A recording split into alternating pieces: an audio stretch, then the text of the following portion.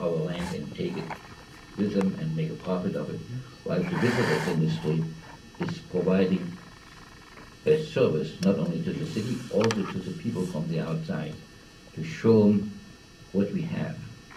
And I think this is a tremendous advantage. I don't know about any disadvantage, really. Same question, John Everhart. The visitor industry, in my mind, is very clean in the sense of eco-friendly. I know my wife worked at Princess Tours for 7 seasons, and they roll in here in May, and they roll out here in September. And it's a well-run industry. It's not, as Wolfgang said, ripping something out of the ground, and I'm not necessarily criticizing that, but a lot of those industries are dirty or polluting or otherwise. There are over 1 million tourists a year to Alaska now, and certainly many more than the military personnel.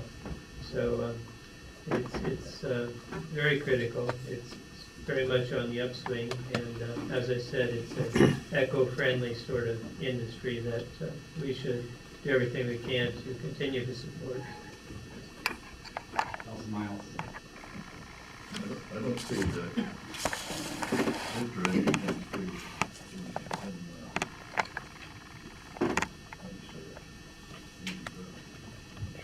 competing with the other industries in the city. I see a combination of sources of work and income, and I just don't see an advantage. I don't see any a way to ask that question.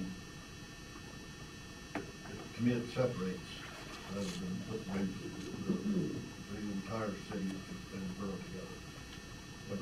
Every job contributes. Steve Thompson. Some of the advantages, the more they market, the better the visitor industry markets, the better that all the individual businesses do. That's one of the advantages they have, is that they can increase their business, where the oil industry is kind of going downwards, and mining, they're kind of set on what they're going to have for revenues. But the visitor industry has an opportunity to increase their business by spreading their tentacles out worldwide, so it's very much that way.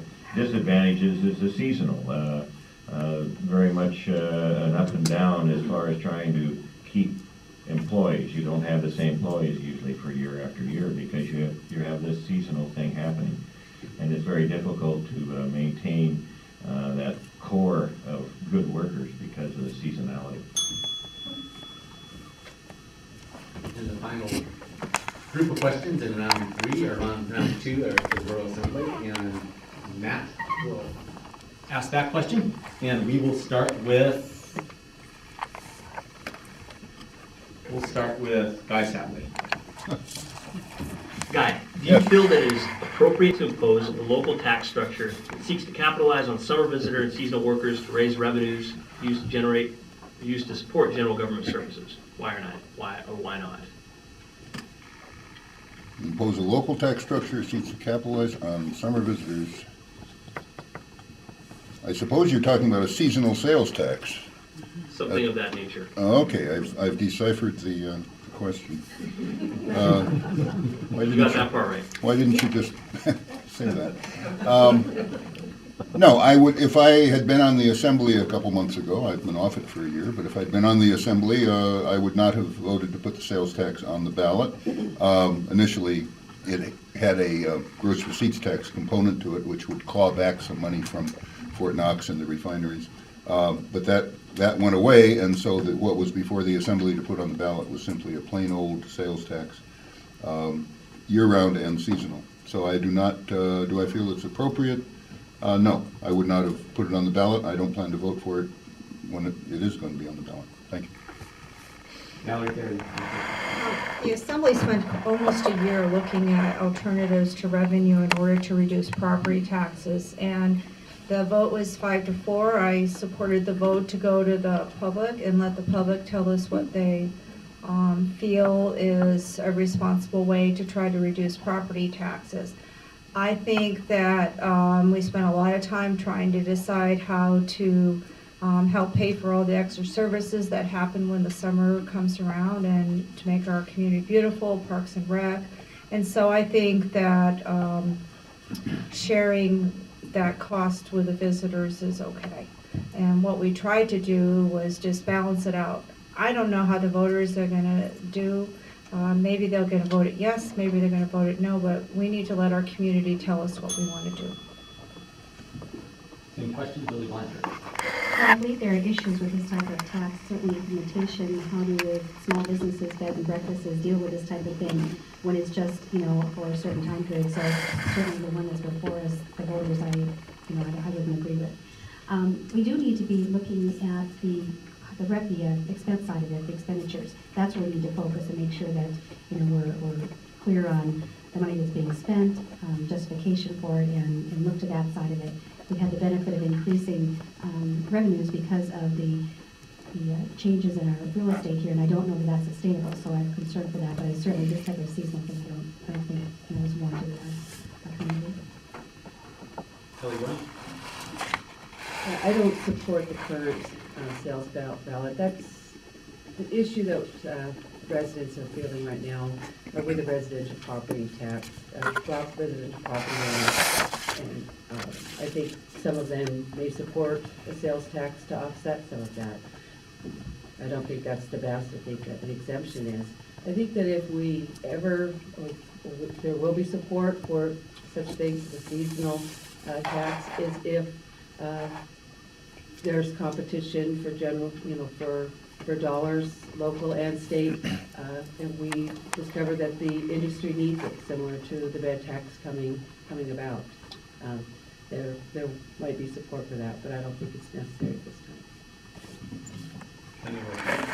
Absolutely not. I testified against it every chance I had.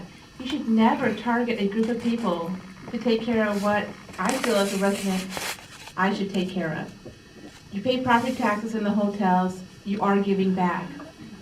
Tourists, I don't know, when I was a tourist, maybe I was just lucky, but I don't, I traveled on some roads and things like that, but I don't think I was a bad thing to the community. And I think this is just wrong to do.